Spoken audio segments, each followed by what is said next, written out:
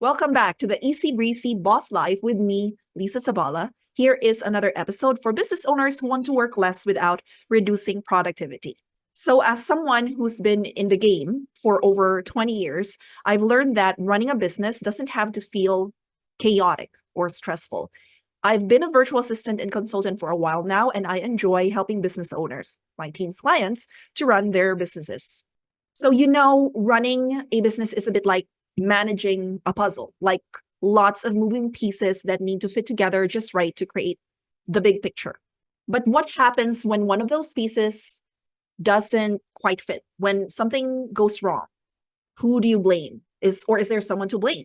Now, it's easy to point fingers, but let me tell you, the answer isn't always as straightforward as it seems. And before you jump to conclusion, there's a question that I've learned to ask that has saved me from a lot of unnecessary stress. And the question is to ask whether, is this a person problem or is it a process problem?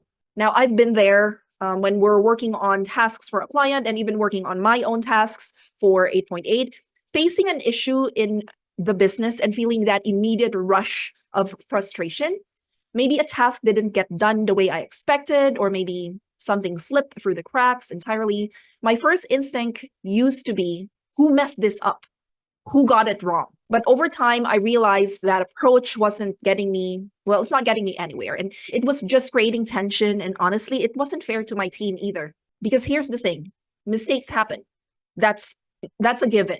And we're all human, right? But the more I thought about it, the more I realized that many of the issues weren't about the people involved. They were about the processes or the lack thereof. So now, before I even think about holding anyone accountable, I take a step back and ask, what's the process that led to this mistake? And was there even a process in place? And let me tell you, more often than not, I discover that the process was either missing or flawed. And if that's the case, how can I possibly get upset with my team? Besides, the responsibility to set them up for success is mine. That's my responsibility as the business owner, the CEO, and the leader.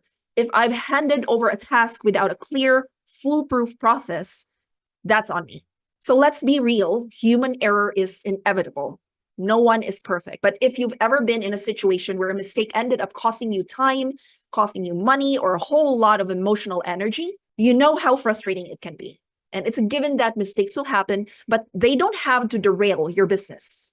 The best way to minimize these errors isn't by demanding perfection from your team, because that's impossible.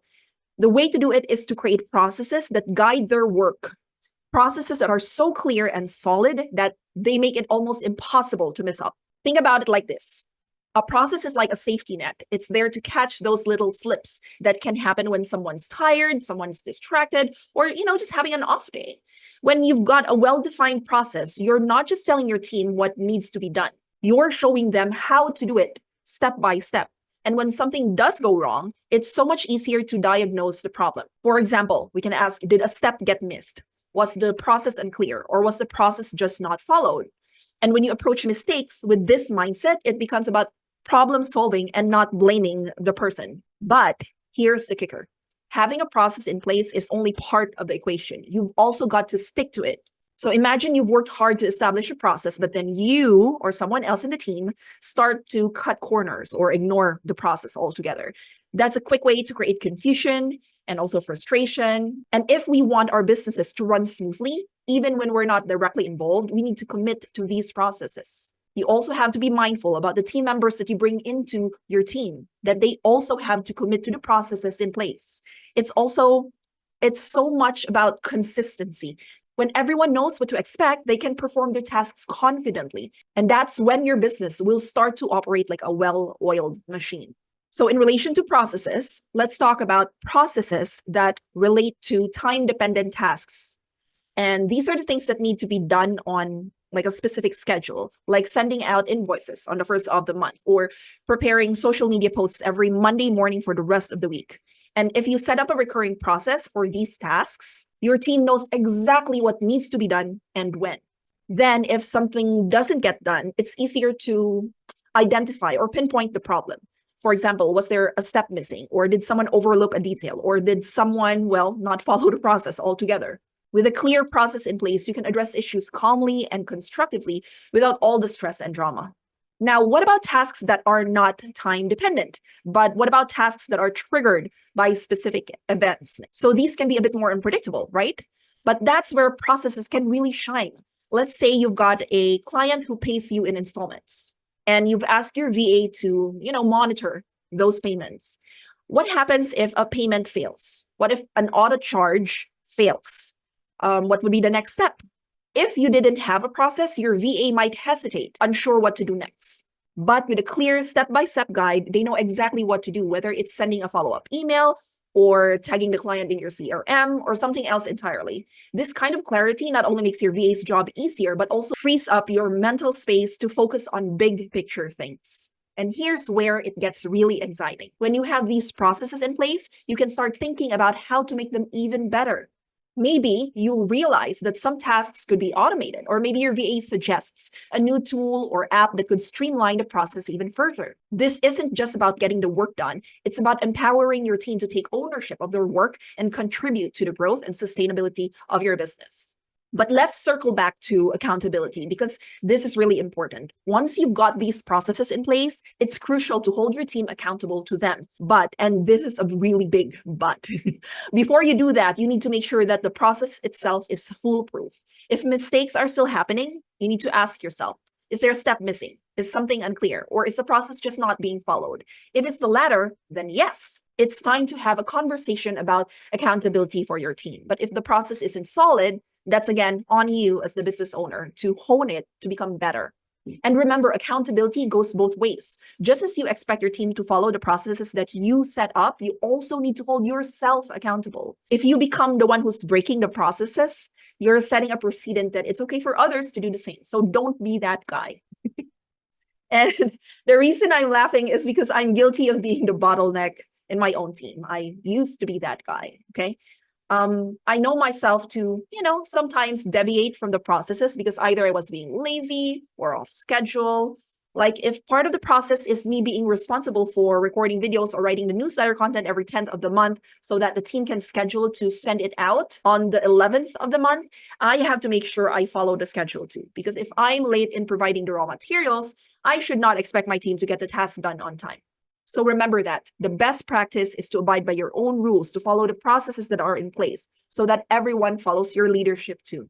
And this may seem scary because if you break the rule once, that will also give your team the permission to break the same rule. Again, consistency is key. When you stick to the processes you've created, you're leading by example and your team is more likely to follow suit. And here's a bonus. It helps if you task your team to keep you in check. Like assign them the task of reminding you and making sure you follow through to your promise of providing the data, the content, the task instructions that the team needs. So in our team, part of the task of our human resource manager is to hold people accountable to follow the rules and processes. And if anyone breaks it, we get punished, including me. And I specifically assign the HR to call my attention if I'm failing on my promises too, like not approving the promo graphics on time, which causes the social media schedule to get delayed. Sometimes I get punished by submitting a dance video because A, it's embarrassing, and B, no one wants to post a dance video because that's evidence that you're a promise and process breaker. And because no one wants to post a dance video, we all collectively strive to improve in the way we work as virtual assistants for our clients and for 8.8. So I cannot emphasize enough how much of a game changer this mindset shift can be. It's not about blame. It's more about improvement as a team. It's all about creating an environment where your team feels supported and equipped to do their best work. So the next time something goes wrong, don't rush to point fingers. Instead, take a step back, look at the process and ask, again, is this a person problem or is it a process problem? Then work with your team to refine, adjust, and move forward together. And here's the best part. As you continue to refine your processes and hold your team accountable to them, you'll find that your business starts to run more smoothly. You will spend less time putting out fires and more time focusing on the big picture goals that really matter. Your team will become more efficient, more confident, and more capable. Finally, you will have the peace of mind that comes from knowing that your business isn't dependent on any one person, including yourself. So the next time you're faced with a mistake or an issue, remember, it's not about who messed up. It's about what you can do as the leader and the mentor and the CEO to create a process that minimizes those mistakes and sets your team up for success. Because when you approach your business with this mindset, you're not just solving problems, you're building a stronger and more resilient team. If you had a good time listening or watching this episode, don't forget to subscribe and share your thoughts. I'm always all ears, and I thank you for tuning in to the Easy Breezy Boss Life. Until we meet again, keep the delegation going, keep growing your business, and of course, stay easy breezy.